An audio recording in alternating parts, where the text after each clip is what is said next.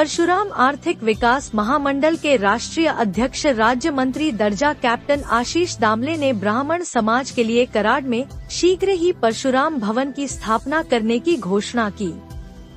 अखिल भारतीय ब्राह्मण महासंघ संभाग द्वारा आयोजित बैठक में ब्राह्मण समाज के लिए महत्वपूर्ण निर्णय लिए गए। कैप्टन आशीष दामले ने दिवंगत यशवंतराव चव्हाण की समाधि पर जाकर पत्रकारों से बातचीत की। इस अवसर पर अखिल भारतीय ब्राह्मण महासंघ के राष्ट्रीय अध्यक्ष डॉ.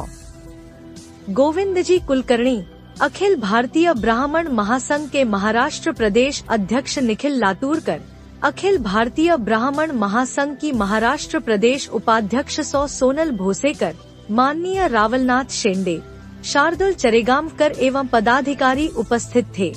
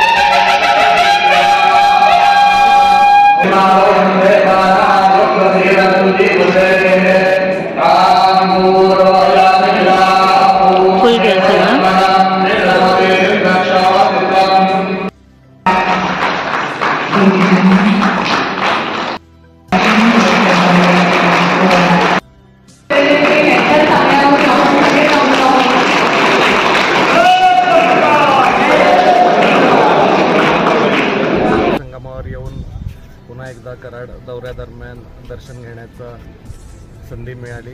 खरं तर आज ब्राह्मण महासंघाचा कार्यक्रम हा अत्यंत शिस्तबद्ध पद्धतीने आणि चांगल्या उत्साहात पार पडला।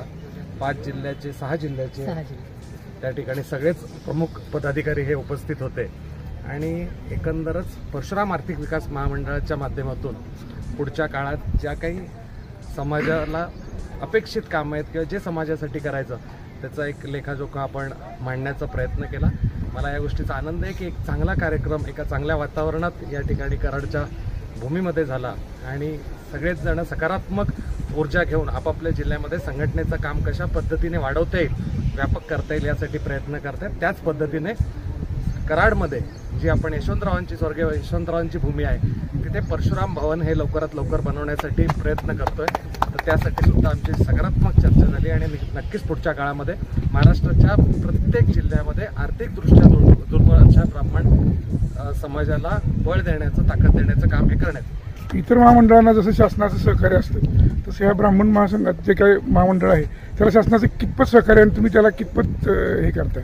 कसं आहे, कुठल्याही महामंडळाचं काम करत असताना आपण किती झोकून देतो किंवा अध्यक्ष म्हणून आणि इतर आमचे जे सगळे सहकारी आहेत ते किती पाठपुरावा करतात ह्याला खऱ्या अर्थाने महत्त्व असतं। आणि मला निश्चितपणे वाटतं की महायुती सरकारचे हे तिन्ही घटक जे आहेत, देवेंद्रजी स्वतः, अजितदादा असतील, एकनाथजी शिंदे असतील, यांच्या माध्यमातून महामंडळाला 100% चांगले दिवस येतील। आमचा पाठपुरावा तसा चाललेला आहे आणि सगळ्याच गोष्टीमध्ये हे तिन्ही नेते सकारात्मक आहेत।